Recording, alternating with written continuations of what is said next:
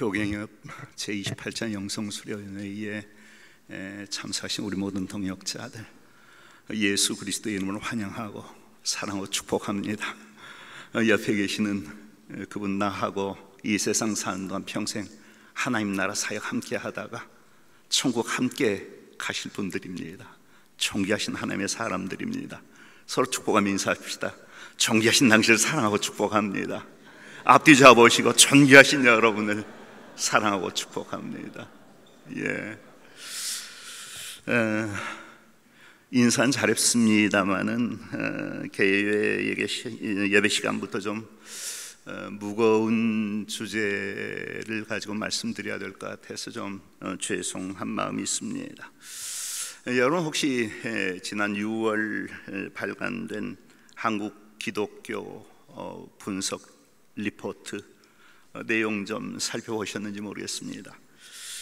엄청난 양의 그 교회 통계가 거기에 나타나 있기 때문에 일일이 다 살펴보는 일이 쉽지는 않았습니다만은 그래도 몇 가지 좀 관심이 있는 그런 주제들은 찾아서 좀 살펴보았습니다. 거기에서 한국교회 현재와 관련하여 두 가지의 굉장히 중요한 혹은 충격적인 사실을 발견할 수가 있었는데, 하나는 이 교인 수의 급격한 감소 현상과 함께 가난한 교인들의 숫자가 많이 증가하고 있다는 사실이었습니다. 1998년 20.7%, 2004년 21.6%, 2012년 22.1%에 이르렀던 전 국민 대비 이 기독교인의 숫자가 2017년에 19.6%로 떨어지더니 5년 만인 2022년도에 15%까지 지금 떨어져 있습니다. 이건 스스로 기독교인이라고 주장하는 이단들의 숫자까지 다 포함된 그런 내용인데, 실제로 당신이 다니는 교회가 이단 교회인가를 묻는 질문에 대해서 6.3%가 그렇다고 대답했고, 잘 모르겠다고 대답한 것이 5.8%였습니다. 그렇게 본다면 응답자의 약 12% 정도는 이단에 속한 사람들일 것 같습니다.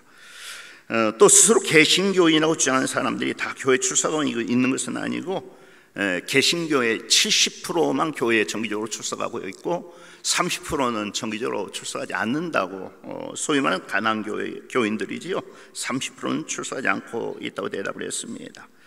그 같은 가난교인의 숫자 역시 아주 급속도로 증가되고 있었는데, 98년도에 11.7%, 04년 11.6%, 2012년 10.5%였던 가난교인 비율이 2017년에 23.3%, 2022년에 무려 29.3%가 되었습니다.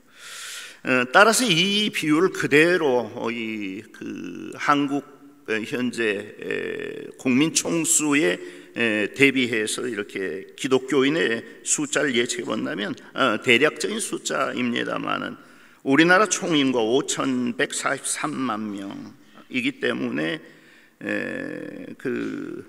15%를 계산해 본다면 771만 명 정도가 기독교인이 되겠고, 그 중에 정기적으로 교회 출석하는 숫자는 545만 명, 가난한 성도가 226만 명.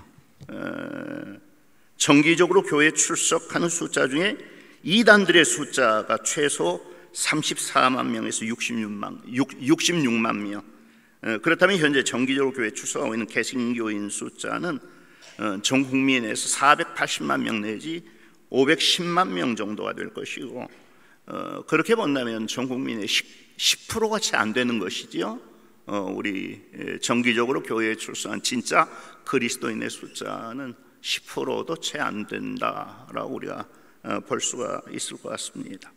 가난교인들이 이 교회를 떠난 이유도 중요할 것 같은데, 중복 응답을 포함했을 때 교회 얽매이기 싫어서가 50.1%, 목회자들에 대한 좋지 않은 이미지가 있어서가 29.1%, 교인들이 배타적이고 이기적이어서가 28.4%, 코로나19 때문에가 31.5%, 교회가 구제 등 사회적 역할을 하지 못해서가 19.3%, 헌금을 강조해서가 16.6%, 통계가 잡혔습니다. 가장 충격적이었던 것은 비개신교인의 종교별 호감도 조사 내용이었습니다. 국민일보에서 지난 7월 7일자 신문에서 헤드라인으로 이걸 내놓았는데, 개신교 6.8% 유교보다 낫다니 전도 어떻게 하나라는 그런 헤드라인으로 이 기사를 내놓았습니다. 내용을 좀 요약해 보면 이렇습니다. 이번 책에서는 먼저 한국갤럽이 지난 해 2월부터 11월 전국의 성인 남녀 9,182명을 대상으로 종교 인구 파악을 위한 대면 면접 조사를 실시한 내용을 게재했다. 연구 분석은 목회 데이터 연구소가 맡았다. 조사 결과 종교가 있다고 답한 이는 36.6%에 그쳤다. 그러니까 우리 기독교, 개신교뿐만 아니라 천주교, 유교, 불교 다 합해서 모든 종교인의 숫자가 전 국민의 36.6%라는 것이죠. 2017년 사상 처음으로 무종교인이 과반인 53.4%를 차지했는데 이번에는 63.4%로 더 늘었다. 중간 생략하고요. 비개신교인의 종교별 호감도의 경우 결과가 충격적이다. 본인이 믿고 있는 종교를 제외하고 다른 종교 호감도를 조사한 결과 비개신교인들은 호감이 있다 답변으로 불교를 첫 순위로 꼽았다. 불교가 32.9%, 카톨릭이 29.9%, 유교가 11.3%, 샤머니즘이 3.9%. 기독교는 얼마나 됐을 것 같아요? 비개신교인들의 그래 교회 다니지 않는 사람들이지요. 종교별 호감도에서 불교가 32.9%, 카톨릭이 29.9%, 유교가 11.3%, 샤머니즘이 3.9%. 개신교는 충격적으로 6.8%. 유교와 샤머니즘, 저 무당들 사이에 개신교가 위치해 있었습니다. 이후로도 이 기사 내용은 좀 더 이어집니다만은 여러분이 이와 같은 통계에 대해서 어떻게 생각하시는지 모르겠습니다. 한때는 선교 역사 100년 만에 기독교인의 숫자가 전 국민의 4분의 1을 차지한다고 주장했었지요. 1,000만이 넘는 실질적으로 2012년 통계를 보면 전 국민의 22%였으니까 1,100만 명 정도를 우리 개신교인으로 그렇게 계산할 수가 있겠습니다. 그런데 지금은 500만 명이 채, 매주일 예배하는 숫자 500만 명이 채 안 된다는 너무나 충격적인 오늘날의 교회 현실인데, 왜 우리 한국 기독교가 이렇게 되고 말았는가? 물론 여러 가지 이유가 있겠지요. 우선 기독교뿐만 아니라 전체 종교인의 숫자가 급속도로 감소하고 있다고 하는 것. 그 이유는 사람들이 예수 종교에 대한 관심이 그만큼 멀어지고 있다는 그러한 의미일 것이고, 그러니까 사람들이 이제 더 이상 신을 찾을 필요가 없다라고 생각하는 거예요. 신을 찾을 필요가 없다, 더 이상 신앙을 가질 필요가 없다라고 사람들이 생각을 하고 있는 것입니다. 그렇다면 그것은 이 우리나라의 경제 발전과 전혀 무관하지는 않을 것 같습니다. 예전에 신이 도와주고 신이 모든 것을 해결해 주어야 한다는 그런 소원이 있었고 소망이 있었는데, 이제 경제가 확대되다 보면서 이제는 신이 도와주지 않아도 괜찮을 것 같은 이런 생각들이 사람들의 마음에, 그러니까 예전에는 하나님이 차지하셔야 하는 그 자리를 이제는 점점 돈이 차지해가고 있다는 그런 의미가 되겠지요. 주님, 너희가 하나님과 재물을 겸하여 섬길 수 없다고 말씀을 하셨는데, 점차 사람들의 마음은 하나님으로부터 돈으로 옮겨가고 있는 것이 오늘날의 현실인 것 같습니다. 그것이 종교 인구 감소 현상으로 나타나고 있는 것이고, 또 하나 이 교인 감소 현상의 주도 원인은 물론 얽매이기 싫어서가 가장 그 많은 원인을 차지하고 있었지만, 목회자들에 대한 좋지 않은 이미지, 교인들의 배타적이고 이기적인 그러한 성향들, 교회가 사회봉사 등을 잘 하지 않아서 등이 이 상위권의 이유를 차지하고 있다면, 그것은 교회의 교회답지 못함, 그리스도인의 그리스도인답지 못함 등의 문제가 그 원인이라고 지적할 수가 있을 것 같습니다. 물론 이단들의 그런 문제도 적지 않은 이유가 되었겠지만, 그러나 그것은 우리의 핑계일 뿐이고, 여러분, 우리 기독교만 그 구원의 길, 생명의 길, 영생의 길을 가지고 있잖아요. 그 구원과 생명과 영생의 복음은 주님께서 그 자신의 십자가의 죽음을 통해서 이루신 것이란 말이에요. 그런데 우리로 말미암아 그 복음의 영광이 이렇듯 땅에 떨어져 짓밟히고 있다는 이런 상황, 이런 현실을 우리가 그냥 내버려 두어서야 되겠느냐 하는 것입니다. 그 일을 위해서 우리는 지금보다 훨씬 더 목회자다워져야 되고, 교회가 교회다워져야 되고, 그리스도인이 그리스도인다워져야 하는 것이지요.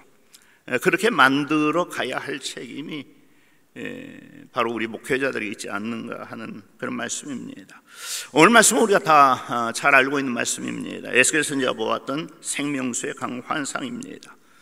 이 환상의 배경은 그렇습니다. 지금으로부터 2600여 년 전 유대인 나라는 백성들이 하나님의 말씀에 불순종해서 이 도덕적으로 심각하게 부패되어 있었을 뿐만 아니라 왕으로부터 백성이 이르기까지 한결같이 우상 숭배에 몰두한 등 총체적인 영적 혼란에 빠져 있었습니다.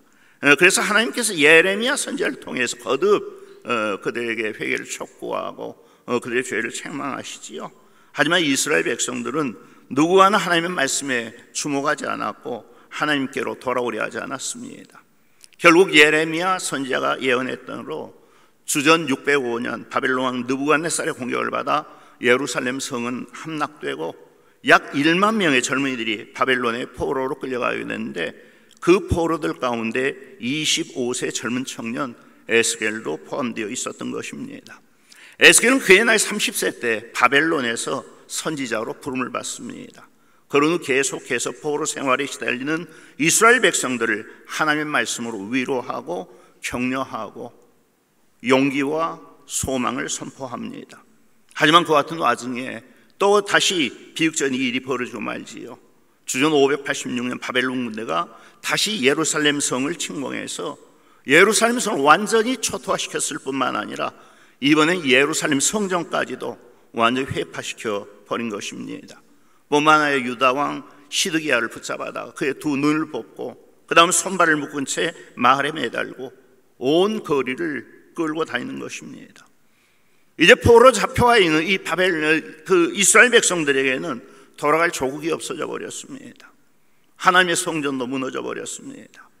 그러니 그렇게 열심히 이스라엘의 소망을 선포하던 선지자 에스겔의 꼴이 어떻게 되었겠습니까? 그 순간 하나님께서 이 환상을 에스겔 선지자에게 보여주시는 것입니다. 본문 1절, 그가 나를 데리고 성전 문에 이르시니 성전의 앞면이 동쪽을 향하였는데 그 문지방 밑에서 물이 나와 동쪽으로 흐르다가 성전 오른쪽 제단 남쪽으로 흘러내리더라. 굉장히 중요한 하나님의 메시지가 담겨있는 환상입니다. 왜냐하면 이스라엘 백성들은 물론 심지어 이 환상을 보는 에스겔 선지자까지도 하나님의 성전이 이미 무너져 버렸다, 그래서 모든 것이 다 끝났다고 생각하고 있었거든요. 그런데 하나님께서 보여주시는 그 환상 가운데서 성전은 여전히 견고히 서 있었습니다.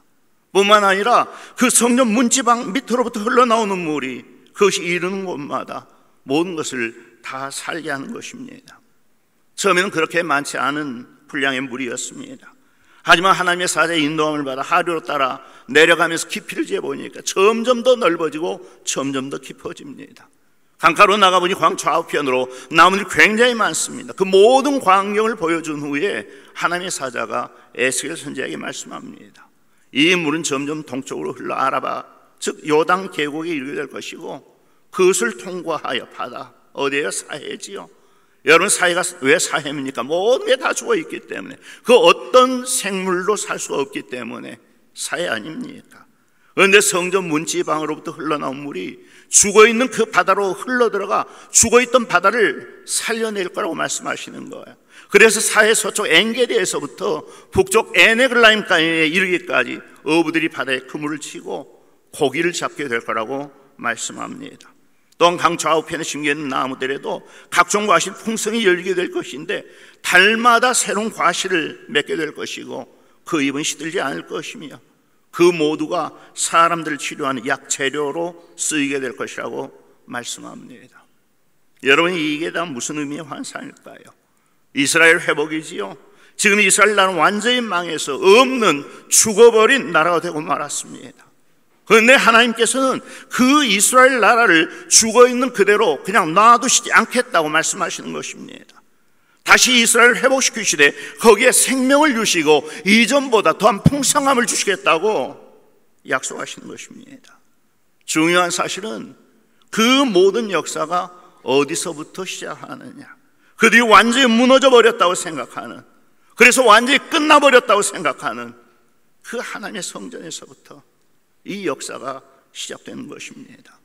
그 성전 문지방에서 생명수의 강이 흘러나오는데 거기에서부터 이스라엘의 회복의 역사는 시작된다는 것이지요. 뿐만 아니라 그 생명수가 흘러가는 모든 곳에서 거기 있는 모든 것을 다시 살게 하는 것입니다. 여러분, 그 생명수가 뭡니까?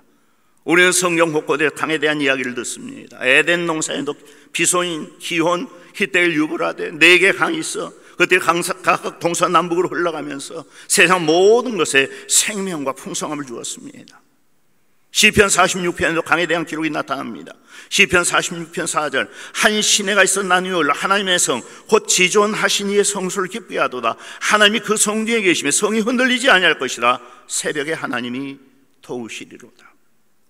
예수님도 강에 대해서 말씀하셨습니다. 요한복음 7장 30절로 39절, 명절 끝날 곧 큰 날에 예수께서 서서 외쳐 이르시되 누구든지 목마르건 내게로 와서 마시라. 나를 믿는 자 성의 이름과 같이 그 배에서 생수의 강이 흘러나오리라 하시니 이는 그를 믿는 자들이 받을 성령을 가리켜 말씀하신 것이라. 예수께서 아직 영광을 받지 아니하셨으므로 성령이 아직 그들에게 계시지 아니하시더라. 여러분, 성전 문지방에서 흘러나오는 그 생수의 강이 뭐예요? 성전 그리스도의 몸을 상징하잖아요. 생수의 강은 거기에서부터 흘러나옵니다. 즉 십자가에서 깨뜨려지신 그리스도의 몸으로부터 생수의 강이 흘러나오는 것입니다. 주님은 그것이 주님을 믿는 모든 자들이 받을 성령이라고 분명히 말씀하셨습니다. 성령께서 죽은 우리 모두를 다시 살게 하십니다. 로마서 8장 11절, 예수를 죽은 자 가운데 살리신 이의 영이 너희 안에 거하시면 그리스도 예수를 죽은 자 가운데 살리신 이가 너희 안에 거하시는 그의 영으로 말미암아 너희 죽을 몸도 살리시리라. 성령께서는 가장 먼저 허물과 죄로 죽었던 우리를 다시 살게 하십니다. 에베소 2장 1절로 3절, 그는 허물과 죄로 죽었던 너희를 살리셨도다. 그때 너희는 그 가운데서 행하여 이 세상 풍조를 따르고 공중의 권세 잡은 자를 따랐으니 곧 지금 불순종의 아들들 가운데 역사하는 영이라. 저는 우리도 다 그 가운데서 우리 육체의 욕심을 따라 지내며 육체와 마음에 원한 것을 하여 다른 이들과 같이 본질상 진노의 자녀이었더니, 저는 우리도 다 그런 사람들이었습니다. 이 세상 풍조를 따라 공중의 권세 잡은 자, 곧 불순종의 아들들 가운데서 역사하는 그 악한 영을 따르던 사람들이었습니다. 그래서 항상 육체의 욕심을 따라 지내며 육체와 마음이 원한 것을 하여 본질상 진노의 자녀들이었습니다. 그런데 그런 우리에게 어떤 일이 일어났어요. 4절로 7절, 긍휼이 풍성하신 하나님이 우리를 사랑하신 그 큰 사랑을 인하여 허물로 죽은 우리를 그리스도와 함께 살리셨고 너희는 은혜로 구원을 받은 것이라. 또 함께 일으키사 그리스도 예수 안에서 함께 하늘에 앉히시니 이는 그리스도 예수 안에 우리에게 자비하심으로써 그 은혜의 지극히 풍성함을 오는 여러 세대에 나타내려 하심이라. 바로 이것이 우리에게 나타난 하나님의 은혜지요. 하나님이 그리스도 안에서 우리를 구원하여 다시 살게 하셨습니다. 그런데 구체적으로 무엇으로 우리를 다시 살게 하셨느냐? 로마서 8장 1절 2절, 그러므로 이제 그리스도 예수 안에 있는 자에게는 결코 정죄함이 없나니 이는 그리스도 예수 안에 생명의 성령의 법이 죄와 사망에서 널 해방하였습니다. 하나님께서는 그리스도 예수 안에 있는 생명의 성령의 법으로 우리를 다시 살게 하셨습니다. 그리스도 예수 안에 있는 생명의 성령의 법이 죄와 사망의 법에서 우리를 해방하여 우리를 다시 살게 하신 것입니다. 바로 그런 방식으로 예수 그리스도를 주로 믿으면 누구에게나 그로부터 흘러나온 생명의 성령의 생수의 강이 그에게 흘러들어가 그를 살게 하는 것입니다. 그런데 성령 우리만 살게 하는 게 아닙니다. 본 말씀 다시 보시면 에스겔의 환상에서 생명수의 강은 무엇을 다시 살리겠습니까? 그것이 흘러 들어가는 모든 곳에 모든 것을 다 살리겠습니다. 생명수의 강이 흘러 들어가는 곳에서는 모든 것이 다 살아났습니다. 그것이 생명수의 강, 즉 성령의 역사인 것이고, 오늘 한국교회가 다시 성령의 역사를 구해야 하는 이유도 그것 때문입니다. 성령의 역사가 아니면 우리 교회, 우리 사회, 우리 조국, 우리 시대를 다시 살릴 수 있는 것은 아무것도 없습니다. 정치가 나라를 살리지 못합니다. 경제나 과학이 나라를 살리지 못합니다. 오직 성령의 역사만이 이 나라와 민족을 다시 살립니다. 여러분, 우리나라가 언제부터 이렇게 경제적으로 번영한 나라가 됐습니까? 이 나라의 성령의 역사 강력하게 나타났던 바로 그때부터입니다. 1973년 빌리그레암 전도 집회와 엑스플로 74, 그때 우리나라는 경제개발 5개년 계획을 시행 중에 있었지만 아직도 아시아 모든 개독 가운데 가장 가난한 나라였습니다. 그런데 1973년 빌리그레암 전도 집회와 엑스플로 74를 통해서 우리나라에 정말 불과 같은 성령의 역사가 일어났지요. 수백만의 성도들이 장대비가 부어 쏟아붓는 여의도 광장에 주저앉아 밤새도록 나라 민족을 다시 살려달라고 하나님께 기도했습니다. 그러면서 수많은 젊은이들이 선교사로 헌신했습니다. 교회에 엄청난 부흥기가 찾아왔습니다. 교회 부흥기와 함께 경제의 부흥도 함께 찾아왔습니다. 오늘 우리나라 절망에서 벗어나고 죽음에서 다시 살아나기 위해서는 교회가 살아나야 합니다. 교회로부터의 회개운동과 성령 안에서의 건강한 영성회복 운동이 일어나야 합니다. 생명수의 강은 다른 곳에서는 흘러나오지 않습니다. 청와대에서, 국회에서 흘러나오지 않습니다. 기업이나 공장에서 흘러나오지 않습니다.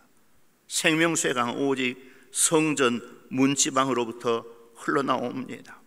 생수의 강은 오직 주님의 몸된 교회에서만 흘러나옵니다.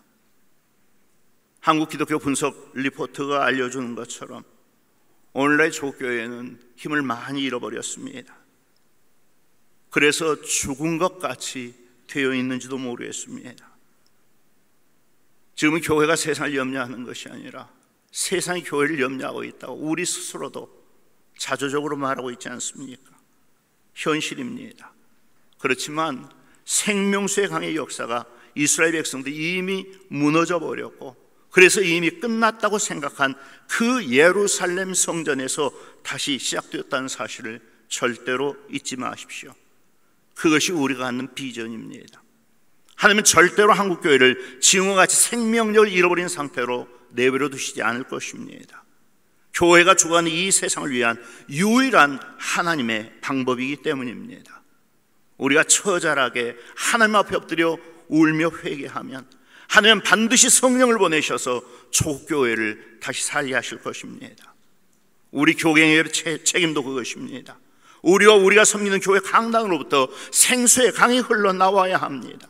그것이 한국교회 세상으로 흘러들어가며 점점 넓어지고 깊어져서 우리 교단과 한국교회 전체를 살려내는 역사를 이루어내야 합니다. 하나님께 틀림없이 우리가 섬기는 각각의 지교회로부터 그와 같은 생명수의 역사가 다시 시작되게 하시되, 졸졸졸 흐르는 작은 시냇물 정도가 아니라 크고 거대한 물줄기를 이루어 우리 족 대한민국을 다시 살려낼 수 있도록 만들어 주실 것입니다. 중요한 사실은 성령의 역사는 자연 하천을 따라 흘러가지 않는다는 것이지요. 한강, 낙동강, 금강, 영산강이 아닙니다. 하나님이 생명수의 강줄을 흘러가게 하는 그 생명수의 강은 사람입니다. 거듭난 사람, 성령으로 충만해진 사람을 타고 이 생명수의 강은 세상으로 흘러 들어가도록 되어 있습니다. 우리가 섬기는 강단에서부터 흘러나온 그 말씀과 은혜의 역사를 통해 다시 살아난 그 사람이 그 생명을 가지고 자기들의 삶의 현장 속으로 들어가서 그곳에 생명수의 강을 흘려보내는 것입니다. 그것이 우리 교회 목회자들이 가지고 있는 가장 중요한 사명이자 책임입니다. 하나님께서 우리를 통해서 일하시게 해야 합니다. 생명수를 우리 안에만 담고 있고 세상에 퍼뜨리지 않는다면 우리는 살아있을지 모르지만 세상은 여전히 죽어있을 수밖에 없습니다. 본문 11절에 그랬잖아요. 그 진펄과 개펄은 되살아나지 못하고 소금 땅이 될 것이며, 여러분 진펄과 개펄이 뭡니까? 바닷물 바로 옆에 있는 땅입니다. 사해바다는 생명수가 흘러 들어감으로 다시 살아났는데 그 옆에 있는 진펄과 개펄은 다시 살아나지 못합니다. 펄이 그 생명수의 흐름을 막아버렸기 때문입니다. 성령의 역사를 우리 안에 가두어 두어서도 가로막아서도 안 됩니다. 모든 곳으로 흘러 들어가게 해야 합니다. 그것이 한국교회의 갱신입니다. 그 일을 해내는 것이 우리 교갱협의 책임입니다. 회복을 넘어 부흥으로가 이번 우리 수련회의 주제입니다. 한국교회의 회복을 넘어 이전에 없었던 부흥을 다시 한번 꿈꾸자는 것입니다. 1907년 평양 대부흥, 72년 빌리그램 전도대, 74 엑스폴로, 14를 통한 대부흥을 넘어서는 부흥입니다. 그것만이 우리의 소망입니다. 그 일에 귀하게 쓰임받은 우리 모든 존귀하신 교회 동지들과 섬기는 교회들이 될 수 있기를 주의 이름으로 축복합니다. 기도하겠습니다. 아버지 하나님, 한국 교회가 완전히 무너진 것처럼, 죽어 있는 것처럼 사람들 눈에 보일지라도, 그렇지만 여전히 하나님의 계획은 한국 교회를 향하여 분명히 세워져 있는 줄로 믿습니다. 아버지, 우리의 부족함과 연약함 때문에 주의 이름을 영광을 가리웠던 것을 용서하여 주옵시고 다시 한번 우리를 새롭게 하시고 회복시켜 주시기를 원합니다. 에스겔서의 그 역사를 우리가 다시 한번 기대합니다. 우리가 섬기는 교회의 문지방에서 흘러나온 생수의 강이 온 세상을 살리는 역사를 이루어낼 수 있도록 우리를 사용하여 주시옵소서. 이번 영성 수련을 통해서 그와 같은 하나님의 은혜를 우리가 기다리며 기대합니다. 아버지 하나님이여, 우리를 불쌍히 여기시고 우리가 아니면 소망이 없지 않습니까?